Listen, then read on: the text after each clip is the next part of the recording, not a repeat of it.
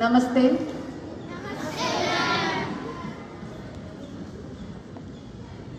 Respected principal sir, teachers and my dear students.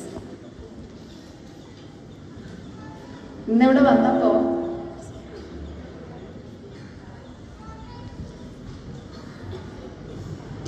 വന്ന് നിങ്ങളുടെ അസംബ്ലിയൊക്കെ കണ്ടപ്പോൾ ഒരുപാട് വർഷം പുറകിലേക്കാണ് ഞാൻ സഞ്ചരിച്ചത്.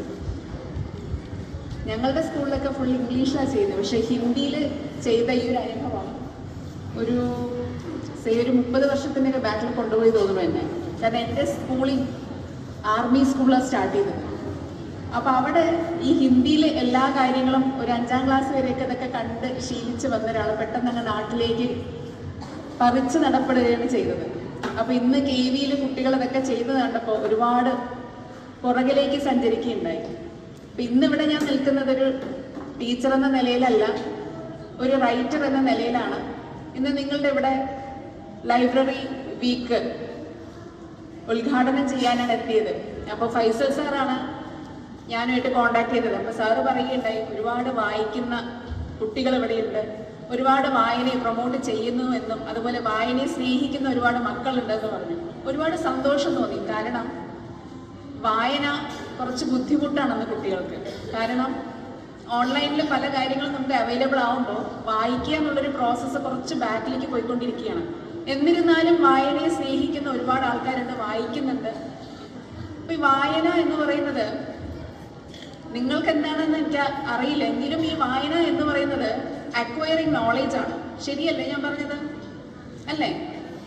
നമ്മൾ വായിക്കുന്ന സമയത്ത് നമുക്ക് കിട്ടുന്നൊരു അറിവ് ഒരുപക്ഷെ നമ്മൾക്ക് നേരിട്ട് പോയി എക്സ്പീരിയൻസ് ചെയ്യാൻ പറ്റാത്തതും നമ്മൾക്ക് പോയി കണ്ട് അനുഭവിക്കാൻ പറ്റാത്തതും വായനയിലൂടെ നമുക്ക് അനുഭവിക്കാൻ പറ്റും. അതാണ് വായനയുടെ കരുത്ത്. ഒരു സിനിമാ മാധ്യമമാവട്ടെ, അവിടെ എന്താണോ കാണിക്കുന്നത് അത് അങ്ങനെ അക്സെപ്റ്റ് ചെയ്യാനേ നമുക്ക് പറ്റുള്ളൂ. പക്ഷേ while you are reading, you can create an imagination. നിങ്ങൾക്ക് ഇഷ്ടമുള്ള രീതിയിലുള്ള ഒരു ഇമാജിനേഷൻ അവിടെ നിങ്ങൾക്ക് ഉണ്ടാക്കാൻ പറ്റും. ഭാവനയുടെ ലോകം നിങ്ങൾക്ക് തുറക്കാൻ പറ്റും. അവിടെ ക്രിയേറ്റിവിറ്റിയാണ് കൂടുന്നത്. അത് മാത്രമല്ല, നിങ്ങൾക്ക് കിട്ടുന്നത് എന്താ? കുറേ വാക്കുകൾ. ഇനി ഫിസിക്സുമായിട്ട് റിലേറ്റ് ചെയ്ത് പറയുകയാണെങ്കിൽ വാക്കുകൾ ഊർജങ്ങളാണ്, എനർജീസാണ്. ഈ എനർജി നിങ്ങൾക്ക് പകർന്ന് കിട്ടുന്ന സമയത്ത് നിങ്ങളിൽ നിന്ന് വരുന്ന കുറേ എനർജി പവേഴ്സ്, അത് നെഗറ്റീവ് ആയാലും ശരി പോസിറ്റീവ് ആയാലും ശരി, അതിൻ്റെ ഇഫക്റ്റ് വളരെ കൂടുതലാണ്. മുതിർന്നവർ പറയുന്നത് കേട്ടിട്ടുണ്ടാവും, ടീച്ചേഴ്സ് പറഞ്ഞിട്ടുണ്ടാവും, വാക്കുകൾ ഉപയോഗിക്കുമ്പോൾ സൂക്ഷിക്കണം, ബിക്കോസ് ദേ ആർ എനർജീസ്. നിങ്ങൾ ഫോട്ടോണിൻ്റെ തിയറീസ്, മാക്സ് പ്ലാങ്കിൻ്റെ ഫോട്ടോൺ തിയറി പഠിക്കുന്നത് പോലെ തന്നെയാണ് വാക്കുകൾ എനർജി തന്നെയാണ്.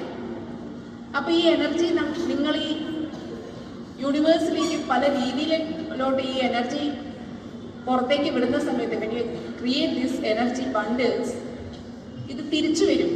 If you delivers positive energy, നിങ്ങൾക്ക് തീർച്ചയായിട്ടും പോസിറ്റീവായിട്ട് എനർജി കിട്ടും. അതല്ല നമ്മൾ നെഗറ്റീവ് എനർജിയാണ് എമിറ്റ് ചെയ്യുന്നതെങ്കിൽ തിരിച്ച് നമുക്ക് എന്ത് തന്നെ കിട്ടും? ആ നെഗറ്റീവ് എനർജി തന്നെ കിട്ടും. കാലങ്ങളോളം ആ എനർജീസ് നിലനിൽക്കും എന്നാണ് ഒരു സിദ്ധാന്തം എന്ന് പറയുന്നത്. അപ്പോൾ ഈ ഒരു ലെവലിലേക്ക് നമ്മൾ ഉയർന്നു വരുന്ന സമയത്ത് അതിന് നമ്മളെ സഹായിക്കുന്ന കുറച്ച് കാര്യങ്ങളാണ് പുസ്തകങ്ങൾ. നമ്മളിരുന്നാലും നമ്മളുടെ കാലം കഴിഞ്ഞാലും ഏറെ കാലത്തിന് ശേഷവും ഈ പുസ്തകങ്ങൾ നിലനിൽക്കുന്നു, ഈ കഥകൾ നിലനിൽക്കുന്നു, വാക്കുകൾ നിലനിൽക്കുന്നു, അതിലൂടെ കിട്ടുന്ന അറിവുകൾ അവിടെ തന്നെ നിലനിൽക്കുന്നു. ആൾക്കാർ മാത്രമേ മാറുന്നുള്ളൂ, അല്ലേ? ജനറേഷൻസ് മാത്രമേ മാറുന്നുള്ളൂ.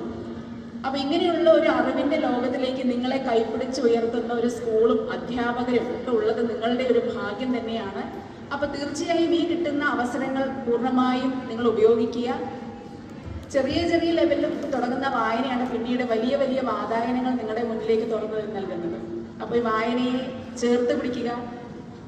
നിങ്ങൾക്ക് കിട്ടുന്ന അവസരങ്ങൾ മുഴുവനായി ഉപയോഗിക്കാൻ മാത്രമേ ഈ അവസരത്തിൽ പറഞ്ഞുകൊണ്ട് നിങ്ങളുടെ ഈ വായനാവാരം ഉദ്ഘാടനം ചെയ്തതായും പ്രഖ്യാപിക്കുന്നു. നന്ദി.